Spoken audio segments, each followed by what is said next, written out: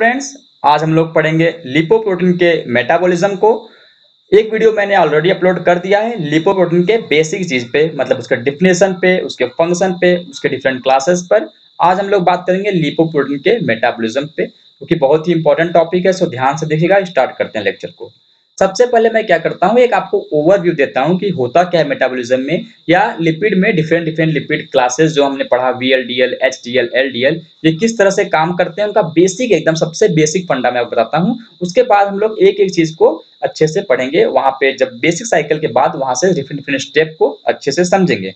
पहले समझिए कि सपोज दैट हमारे, देखिए, हमारे बॉडी में एक्स्ट्रा हेपेटिक सेल होते हैं, मतलब जो हेपेटिक के अलावा सेल होते हैं, एक्स्ट्रा हेपेटिक सेल होते हैं। सपोज दैट उनमें देखिए कोलेस्ट्रॉल तो होता है। अभी समझेंगे कोलेस्ट्रॉल आता है कहां से। सबसे पहले समझिए कि एक्स्ट्रा हेपेटिक सेल होते हैं, उसमें होता है कोलेस्ट्रॉल। अब क्या किया जाता है, इस कोलेस्ट्रॉल को लीवर के पास लाया जाता है, जिससे कि यह बाद में बाहर कर दिया जाए बॉडी से, क्योंकि कोलेस्ट्रॉल फाइनली हमारे बॉडी के लिए हार्म भी करता है। तो एक्स्ट्रा हेपेटिक सेल सिक्रेट करता है कोलेस्ट्रॉल। इस कोलेस्ट्रॉल को एचडीएल के थ्रू इस कोलेस्ट्रॉल को एचडीएल के थ्रू लीवर में पहुंचा दिया जाता है।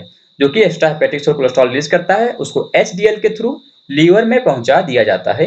हालांकि एचडीएल इन कोलेस्ट्रॉल को कोलेस्ट्रॉल स्ट्रेस के फॉर्म में कैरी करता है, जो कि एंजाइम के द्वारा होता है। डिटेल में हम लोग पढ़ेंगे।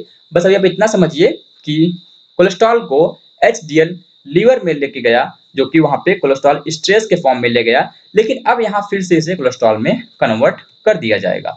फिर यह कोलेस्ट्रॉल क्या होता है, यह इसका डिफरेंट पाथ होता है, डिफरेंट जगह जाता है। इतना बेसिक समझिए कि सपोज दैट ये कोलेस्ट्रॉल बाइल एसिड के फॉर्म में यह कोलेस्ट्रॉल बाइल एसिड के फॉर्म में इंटेस्टाइन में भेज दिया जाता है। बाइल एसिड के फॉर्म में इंटेस्टाइन में भेज दिया जाता है और यहाँ से ये बाहर एक्सक्रीट कर दिया जाता है। हालांकि कुछ पार्ट फिर से 95% पार्ट रीएब्जॉर्ब भी होते हैं। अभी आप इतना समझिए कि क्या हुआ, कोलेस्ट्रॉल एचडीएल के थ्रू पहुंचा लीवर में, वहां से बाइल एसिड के फॉर्म में पहुंच गया इंटेस्टाइन में और बाहर कर दिया गया। अब मैंने आपको कल बताया था, पिछले लेक्चर में बताया था कि जो इंटेस्टाइन है वह काइलोमाइक्रॉन्स को रिलीज करता है।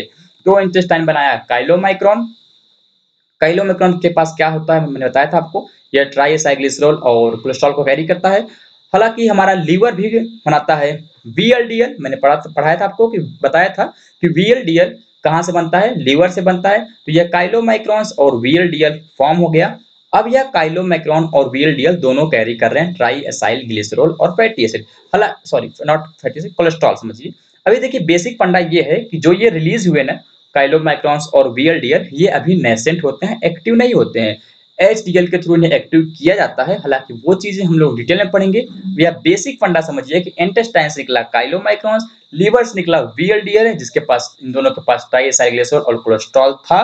तो अब क्या होता है कि एंजाइम के प्रेजेंस में, एक एंजाइम होता है, उसको डिटेल में पढ़ेंगे हम लोग। एंजाइम के प्रेजेंस में काइलोमाइक्रॉन्स और VLDL से ग्लिसरॉल और फैटी एसिड बाहर निकलता है। फिर से बोलता हूं, एंजाइम के प्रेजेंस में काइलोमाइक्रॉन्स और VLDL से ग्लिसरॉल और फैटी एसिड बाहर निकलता है। ग्लिसरॉल को तो लीवर के पास भेज दिया जाता है और जो फैटी एसिड होते हैं उन्हें एक्स्ट्रा हेपेटिक सेल के पास भेजा जाता है। तो ये कुछ इस तरह से होता है। आप यहाँ पे देखिए, समझ में आ रहा होगा आपको कि यह काइलोमाइक्रॉन्स कुछ इस तरह से यहाँ आया। यहाँ से निकला क्या, फैटी एसिड और ग्लिसरॉल। ग्लिसरॉल जाता है कहाँ पे, लीवर में, और फैटी एसिड जाता है कहाँ पे, एक्स्ट्रा हेपेटिक सेल में। फिर इसकी बात करें VLDL के साथ भी कुछ ऐसा ही होता है। ग्लिसरॉल और फैटी एसिड निकलता है, जो कि बाहर चला जाता है। अब समझिए, जब काइलोमाइक्रॉन से फैटी एसिड ग्लिसरॉल निकल जाता है, फाइनली यह काइलोमाइक्रॉन रेमिनेंट में कन्वर्ट हो जाता है। फाइनली काइलोमाइक्रॉन रेमिनेंट में कन्वर्ट हो जाता है और इसे बाद में लीवर के पास फिर से भेज दिया जाता है। फिर बाद में ये फॉर्म होता है इंटेस्टाइन में। ये कुछ साइकिल ऐसा चलते रहता है। अब बात करते हैं VLDL का। VLDL से भी निकला फैटी एसिड और ग्लिसरॉल। फिर यह देखिए यहाँ पर पहुंचा। अब क्या होगा, ये कुछ अपने एपोप्रोटीन डोनेट करता है HDL को, हम डिटेल में पढ़ेंगे। यह VLDL से बनता है LDL और फाइनली यह भी एक्स्ट्रा हेपेटिक सेल को कोलेस्ट्रॉल देता है या कोलेस्ट्रॉल ट्रांसफर करता है। तो ये कोलेस्ट्रॉल आया कहां से था, VLDL और LDL के थ्रू ही एक्स्ट्रा हेपेटिक सेल में कोलेस्ट्रॉल आता है। और एक्स्ट्रा हेपेटिक सेल से कोलेस्ट्रॉल ले कौन जाता है, HDL। यह उसका बेसिक साइकिल कुछ इस तरह से चलते रहता है। अब हम लोग जैसे जैसे वीडियो के अंदर बढ़ते जाएंगे आगे, एक एक चीज को डिटेल में पढ़ते जाएंगे और अच्छे से समझते जाएंगे। ये बस एक बेसिक फंडा था, इसमें भी कुछ नहीं बताया मैंने आपको कि होता क्या है रियल में। अब हम लोग देखते हैं एक एक चीज को। देखिए ये मैंने एक चीज और बताता हूँ आपको, जो ये कोलेस्ट्रॉल है, यहाँ से VLDL से कोलेस्ट्रॉल यहाँ पर भेजा गया, तो ये कोलेस्ट्रॉल यहाँ से भी एक्सचेंज हो सकता है, हालांकि हम लोग अभी अच्छे से उसको समझ जाएंगे, इसमें कोई प्रॉब्लम नहीं होगी आपको। आगे देखते हैं स्लाइड को। सबसे पहले पढ़ते हैं synthesis and activation of the chylomicron. मैंने आपको बताया कि बन कहां से रहा है, इंटेस्टाइन में बन रहा है। तो chylomicrons are synthesized in small intestine during the course of the fat absorption. जब फैट का एब्जॉर्प्शन करना रहता है तो वह वहां पर बनता है, क्योंकि लिपिड है तो डायरेक्टली ब्लड में जा नहीं सकता है फैट, इसलिए काइलोमैक्रॉन के थ्रू ही मूव करता है। ये बेसिक चीजें हैं। फिर chylomicrons are produce when the nascent particle combined with the ApoC2 and ApoE derive from the HDL। मैंने आपको बोला था अभी कि जब स्मॉल इंटेस्टाइन से काइलोमाइक्रोन निकलता है वह नेसेंट फॉर्म में होता है, एक्टिव फॉर्म में नहीं होता है। मैंने आपको पिछले वीडियो में बताया था कि काइलोमाइक्रोन के पास होता है B48 और ट्राइएसाइलग्लिसरॉल और कोलेस्ट्रॉल।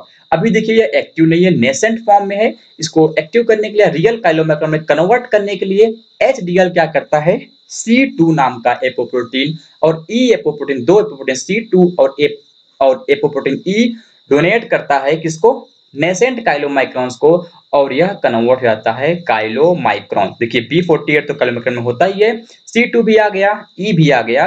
तो C2E आया कहां से, HDL से आया, और B48 पहले से ही था, तो यह अब काइलोमाइक्रोन बन गया। तो chylomicron are produced when the nascent particle combined with the ApoC2 and ApoE derived from the HDL। इतना समझ आया कैसे सिंथेसिस होता है और कैसे एक्टिव जाते हैं, मतलब इनका एक्टिवेशन कैसे होता है काइलोमैक्रोन का। उसके बाद हम बात करते हैं, देखिए कुछ चीजें और यहाँ पे, they contain apoprotein B48 mostly triglyceride. मैंने बताया था आपको ApoB48 name is given since the apoprotein contain 48% of protein coded by the ApoB gene. ये सब चीजें मैंने आपको डिस्कस कर लिया था फर्स्ट पार्ट में ही, जब हमने वहां पे एपोप्रोटीन को पढ़ा था। ये हो गया बेसिक चीजें। फिर हम बात करते हैं सिंथेसिस ऑफ VLDL। हमें पता क्या क्या अभी तक, VLDL बनता कहां से है, लीवर से बनता है। इसके पास होता क्या है, ट्राई एसाइल ग्लिसरॉल होता है, और क्या होता है, कोलेस्ट्रॉल भी होता है। फिर यह इसके बेसिक चीज है, ये ट्रांसफर क्या करता है, लिपिड को कहां करता है, एक्स्ट्रा हेपेटिक सेल में करता है। VLDL से ही LDL बनता है, इतना चीज हमें पता है। अब देखते हैं इसमें क्या है। The liver synthesize nascent VLDL containing ये APO100 है, या टाइपिंग एरर है, APO100 which are rich in the triacylglycerol and cholesterol. देखिए ये भी बिल्कुल काइलोमाइक्रोन की तरह इनएक्टिव ही था। जब HDL इसको C2 और E देता है तो यह भी एक्टिव बन जाता है, इसको भी आपको याद करना है। तो यह नेसेंट VLDL से यहाँ पे VLDL कन्वर्ट हो गया, और बाद में VLDL से LDL बनेगा, वो हम पढ़ेंगे। तो सिंथेसिस ऑफ VLDL हमने पढ़ चुका है पहले ही। यहाँ पे APO100 होता है, ये टाइपिंग एरर है, ये वाला चीज टाइपिंग एरर है। हमें पढ़ा सिंथेसिस ऑफ द VLDL। अब बात करते हैं रोल ऑफ लिपोप्रोटीन लाइपेज। इसको समझते हैं होता क्या है, लिपोप्रोटीन लाइपेज होता क्या है, उसको डिटेल में हम समझते हैं। तो मैंने आपको बताया था कि जो काइलोमाइक्रोन्स है, समझिएगा, जो काइलोमाइक्रोन्स है और VLDL है, वहां से ग्लिसरॉल और फैटी एसिड निकलता है। स्टार्टिंग बताया था आपको, किसी एंजाइम के प्रेजेंस में, तो वो एंजाइम लिपोप्रोटीन लाइपेज होता है। वही एंजाइम लिपोप्रोटीन लाइपेज होता है। The role of lipoprotein lipase, the enzyme lipoprotein lipase is present in the, अभी एक डायग्राम देखिए फिर हम अच्छे से समझेंगे उसको। ये डायग्राम सबको दिखाई दे रहा है, दिखाई दे रहा होगा, काइलोमैक्रोन्स और VLDL है। ये क्या हुआ, लाइपोप्रोटीन लाइपेज के प्रेजेंस में क्या हुआ, देखिए काइलोमाइक्रोन्स बन जाएगा काइलोमाइक्रोन रेमिनेंट, फर्दर आगे प्रोसेस होगी कुछ, और VLDL LDL के फॉर्म में आगे बहुत से इसके प्रोसेस चलेंगे। तो बेसिक होता है लाइपोप्रोटीन लाइपेज के प्रेजेंस में क्या होता है, जो इन दोनों से बनता है फैटी एसिड और ग्लिसरॉल। जो ग्लिसरॉल बनता है वह भेज दिया जाता है कहां पर, लीवर में, और जो फ्री फैटी एसिड बनते हैं वह चले जाते हैं एक्स्ट्रा हेपेटिक टिश्यू में। तो यह बेसिक काम होता है लिपोप्रोटीन लाइपेज का। अब देखते हैं theoretical part. Role of lipoprotein lipase. The enzyme lipoprotein lipase is present in the capillary wall of adipose tissue, cardiac and skeletal muscle beside the other tissue. It hydrolyzes a portion of a triglycerol present in the chylomicrons and VLDL to liberate the free fatty acid and the glycerol. देखिए मैंने बताया आपको starting में ही कि काइलोमाइक्रॉन्स और VLDL में क्या present है, एपोसी2 प्रेजेंट है। तो देखिए लिपोप्रोटीन लाइपेज को या लाइपोप्रोटीन लाइपेज को एक्टिवेट करने के लिए एपोप्रोटीन C2 की बहुत ही रोल होता है। तो apoprotein C2 is responsible for the activation of the lipoprotein lipase. Lipoprotein lipase is activated by the एपोसी2। ये चीज याद रखिएगा आप। हालांकि एक छोटा सा बता दूं कि एक्टिवेशन C2 करेगा, और अगर प्रमोट करना होगा तो प्रमोट कौन करेगा, जो जैसे बी ए ये सब प्रेजेंट है ना, B48 B100, यहाँ पे B100 है, फिर ये सब क्या करेंगे, एक्टिवेट प्रमोट करेंगे, और C2 क्या करेगा, एक्टिवेट करेगा। ये हमारा बेसिक के बारे में फिर रिकॉल कर लीजिए आप। काइलोमाइक्रॉन्स और VLDL लिपोप्रोटीन लाइपेज के प्रेजेंस में देखिए बाद में ये काइलोमाइक्रॉन रेमिनेंट बन जाता है, यह जाता है फर्दर प्रोसेस में। ग्लिसरॉल निकलता है जो कि जाता है लीवर में, और फैटी एसिड निकलता है जो कि जाता है एक्स्ट्रा हेपेटिक टिश्यू में। अब बात करते हैं काइलोमाइक्रॉन रेमिनेंट का फ्यूचर क्या होता है। अभी हमने पढ़ा काइलोमाइक्रॉन यहाँ पे बन रहा है, इसका फ्यूचर क्या होगा, इसको अपटेक, मैंने बोला था स्टार्टिंग में कि काइलोमाइक्रॉन रेमिनेंट को बाद में लीवर में भेज देते हैं, तो कैसे भेजते हैं उसको समझते हैं। देखिए uptake of chylomicron remnant by the liver as the triacylglycerol of the chylomicron and VLDL। देखिए मैंने स्टार्टिंग में बोला था आपको ना कि बेसिक फंडा स्ट्रक्चर देख समझते हैं। यहाँ पे देखिए काइलोमाइक्रॉन के पास C2 था, E थी, हालांकि नेसेंट फॉर्म में कुछ नहीं था। VLDL के पास भी नेसेंट फॉर्म में यहाँ पे C2 E नहीं था। तो जब इनका फाइनल स्टेज आएगा, ये C2 और E निकाल दिए जाएंगे या यहाँ से निकल जाते हैं ऐसा बोलिए, तब वह बन जाता है रेमनेंट। तो as the triacylglycerol of chylomicron and VLDL are degraded, they lost the apoprotein C2 which is returned to the HDL, क्योंकि HDL से ही तो लिया गया था, मैंने बताया था आपको स्टार्टिंग सिंथेसिस में। तो HDL को रिटर्न कर देते हैं। The chylomicron remnant are taken up by receptor present on the hepatocyte of the liver। फिर ये लीवर में चला जाता है जहाँ पे रिसेप्टर होता है उसका। तो ये कुछ इस तरह से होता है अपटेक। अपटेक में समझना क्या है, बस इतना समझना है कि C2 को निकालना पड़ेगा अपटेक के लिए। तो आई होप आपको ये समझ में आया। फिर बात करते हैं conversion of the VLDL to the LDL। देखिए जो चीज हमने स्टार्टिंग में पढ़ा था एक स्टोरी के फॉर्म में, उसी को हम लोग डिटेल में समझ रहे हैं अब। तो VLDL से LDL कैसे बनता है उसको हम लोग समझते हैं। सबसे बेसिक चीज मैंने आपको बताया था VLDL के बारे में, यहाँ से निकलता है ग्लिसरॉल, और क्या निकलता है, ग्लिसरॉल और फ्री फैटी एसिड, किसके प्रेजेंस में, लाइपोप्रोटीन लाइपेज के प्रेजेंस में। तो उसके बाद क्या होता है उसको हम लोग समझते हैं। एक मिनट में इस डायग्राम समझिए।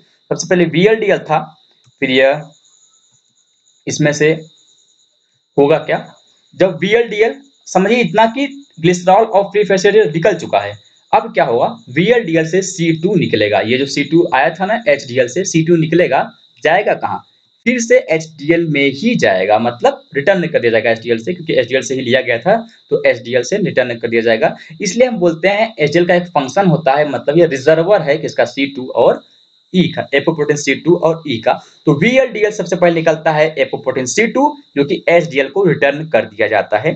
फिर क्या होता है, जब ये निकल जाता है C2 ना, तो VLDL नहीं बोलते हैं, तो उसको बोलते हैं IDL, मतलब इंटरमीडिएट डेंसिटी लिपिड। अभी बहुत कम था density, very low lipid density था, अब इंटरमीडिएट लिपिड डेंसिटी हो गया, डेंसिटी लिपिड। ये हो गया हमारा C2 को निकलने के बाद। अब बचा हमारे पास E है, तो अब E भी निकाल दिया जाएगा, कहाँ जाएगा, वो भी HDL में जाएगा। तो IDL से E निकलने के बाद वो बन जाता है LDL, मतलब लो डेंसिटी लिपिड हमारा फॉर्म हो गया। अब क्या होगा, ये LDL एक्स्ट्रा हेपेटिक टिश्यू में जाएगा, वहां पे देगा कोलेस्ट्रॉल, और कोलेस्ट्रॉल देने के बाद ये जाएगा लीवर में। तो कुछ इस तरह से प्रोसेस चलता है। हालांकि VLDL भी जाता है, तो अभी ये VLDL से LDL का कन्वर्जन पढ़ रहे हैं, इसलिए हम लोग डायरेक्टली यहाँ से ऐसे समझ रहे हैं। तो आपको समझ में आया आई होप। अब देखते हैं थ्योरेटिकल पार्ट को, यहाँ पर फिर एक बार रिकॉल भी करेंगे इसको। During the course of VLDL metabolism, intermediate density lipoprotein is a form which lost the ApoE and get converted to the LDL। तो इतना समझ में आया कि ये इंटरमीडिएट आइडियल से LDL कैसे बनता है, एपोप्रोटीन E को लॉस करने से बनता है। आइडियल कैसे बना था, वह भी एपोप्रोटीन C2 को लॉस करने से बना था। तो apo is return to the HDL. LDL contain high cholesterol and less triacyl glycerol. Triacyl glycerol कैसे करेगा ज्यादा, क्योंकि वहां पे हमने ग्लिसरॉल और फ्री फैटी एसिड तो पहले निकाल दिया था। तो यह होता है, इसके पास कोलेस्ट्रॉल हाई होता है एलडीएल के पास। रिकॉल कर सकते हैं VLDL singular C2, VLDL singular C2 जो कि गया एचडीएल में, फिर वीएलडीएल से आईडीएल, आईडीएल भी दिया ई, फिर आईडीएल बना एलडीएल, फिर आईडीएल से एक्स्ट्रा हेपेटिक टिश्यू, फिर यह लीवर में चला गया। अब बात करते हैं LDL receptor and supply of the cholesterol to the tissue. LDL receptor और supply of the cholesterol to the tissue के बारे में पढ़ते हैं, मतलब कि किस तरह से यह एलडीएल ने कोलेस्ट्रॉल सप्लाई किया टिश्यू को। The most important function of the LDL is to supply the cholesterol to the extrahepatic tissue. शुरू से डिस्कस करते आ रहे हैं। The LDL particles bind to the specific receptor pits on the cell membrane. Cell membrane receptor pits होता है जिससे LDL bind करता है, बेसिक सी बात है। अब ये बाइंडिंग होती है एक प्रोटीन के प्रेजेंस में, जिसको बोलते हैं क्लैथरीन। क्लैथरीन प्रोटीन प्रेजेंस होता है। अब देखिए ये प्रोटीन को रिकॉग्नाइज कौन करता है, तो ApoB100 जो कि प्रेजेंट होता है किसमें, एलडीएल में। मैं बताया था एलडीएल में भी होता है, वीएलडीएल भी होता है। ये रिकॉग्नाइज करता है क्लैथरीन को, प्रोटीन को, या बोलते हैं पिट को, जहां पे जाके एलडीएल बाइंड होता है, फिर वह कोलेस्ट्रॉल दे देता है किसको, एक्स्ट्रा हेपेटिक टिश्यू को। ये हो गया बेसिक फंडा। फिर बात करते हैं मेटाबॉलिज्म ऑफ एचडीएल। हम लोग सब कुछ समझ चुके हैं, बस जल्दी जल्दी एक रिकॉल करना है। High density lipoprotein are synthesized in the liver as discoidal particle, nascent HDL. They contain free cholesterol and phospholipid and the apoprotein. ये बेसिक चीजें हैं, हमने पार्ट 1 में अच्छे से पढ़ा था HDL के बारे में, तो यह चीज वहां पर होता है। फिर इसका स्ट्रक्चर यहाँ पे देख सकते हैं, हालांकि यह नेसेंट HDL है क्योंकि अभी ये भी एक्टिव नहीं होता है। यह एक्टिव तब होगा जब एक एंजाइम आएगा। तो role of LCAT in HDL metabolism. देखिए इसका क्या काम होता है, सिंपल सी बात करें तो LCAT मतलब लेसिथिन कोलेस्ट्रॉल एसाइल ट्रांसफेरेज का, ये क्या करता है, कोलेस्ट्रॉल को स्टेरिफाई करता है। हमने स्टार्टिंग बोला कि जो एचडीएल में कोलेस्ट्रॉल आते हैं वो कोलेस्ट्रॉल एस्टरेज होते हैं, तो कौन स्टेरिफिकेशन का कौन करता है, LCAT ही करता है। The plasma enzyme lecithin cholesterol acyl transferase LCAT catalyze the esterification of the free cholesterol present in the extrahepatic tissue and transfer to the HDL। तो सिंपल सी बात है, एंजाइम का नाम LCAT है। दो एंजाइम तक आ चुके हैं, एक तो लिपोप्रोटीन लाइपेज और एक यह लेसिथिन कोलेस्ट्रॉल एसाइल ट्रांसफेरेज। फिर हम बात करते हैं इसको प्रमोट कौन करेगा, मैंने स्टार्टिंग बोला था प्रमोट कौन करता है, ये एपोप्रोटीन A इसके एक्टिविटी को प्रमोट करता है। कौन, एपोप्रोटीन A। फिर HDL also accept the free cholesterol। देखिए मैंने बोला था आपको कि HDL में एक तो एक्स्ट्रा हेपेटिक से आता है या दूसरे lipoprotein such as the VLDL, LDL, इनसे भी कोलेस्ट्रॉल को डायरेक्टली ले सकता है ब्लड फ्लो, ब्लड स्ट्रीम या सर्कुलेशन में। तो यहाँ पर HDL also accept the free cholesterol from the other lipoprotein in the circulation and the cell membrane of the peripheral tissue। फिर बात करते हैं any free cholesterol taken by the HDL undergo the LCAT catalyst esterification due to the addition of the cholesterol HDL particle become the spherical. Simple सी बात है, पहले HDL था, वहां पे कोलेस्ट्रॉल आता है, हालांकि इस कोलेस्ट्रॉल को सबसे पहले एस्टरिफाई होना पड़ेगा, मतलब उसका एस्टरिफिकेशन होगा LCAT के एंजाइम के प्रेजेंस में। जब कोलेस्ट्रॉल HDL में एंटर करेगा इसका शेप स्फेरिकल हो जाता है। यह हो गया बेसिक बात। फिर बात करते हैं the HDL particle with cholesterol ester trapped inside inter the hepatocyte by receptor mediated endocytosis. तो किस तरह से लीवर में जाता है, एंडोसाइटोसिस के थ्रू ये लीवर में एंटर करता है। In the liver cholesterol esterase are degraded to the cholesterol. बताया था मैंने स्टार्टिंग में कि कोलेस्ट्रॉल ईस्टरेज को फिर से कोलेस्ट्रॉल में कन्वर्ट कर देते हैं। फिर latter is utilised for the synthesis of bile acid and lipoprotein और एक्सक्रीटेड इनटू द बाइल। यह हो गया बेसिक चीजें, स्टार्टिंग में सब कुछ क्लियर हो गया। अब बात करते हैं इसका फंक्शन क्या होता है HDL का। तो एक फंक्शन मैंने आपको पहले बता दिया कि HDL क्या करता है, रिजर्वर है किसका, एपोप्रोटीन C2 और एपोप्रोटीन E का। दूसरा फंक्शन इसका मोस्ट इंपॉर्टेंट फंक्शन है कि यह सराउंडिंग से, मतलब पेरिफेरल सेल से या एक्स्ट्रा हेपेटिक सेल से लिपिड को, कोलेस्ट्रॉल को लेके आता है लीवर के पास। तो देखते हैं transport of cholesterol from peripheral tissue to liver for its degradation and the excretion. ये फर्स्ट फंक्शन हो गया। Second function HDL serve as a reservoir of the apoprotein. फिर third function the apoprotein C2 of HDL serve an activator of the lipoprotein lipase. मैंने बताया था activator कौन है, C2 of the HDL serve as activation of the lipoprotein lipase. तो I hope आपको इतना समझ में आया। फिर thanks for watching the video, मिलते हैं नेक्स्ट वीडियो में।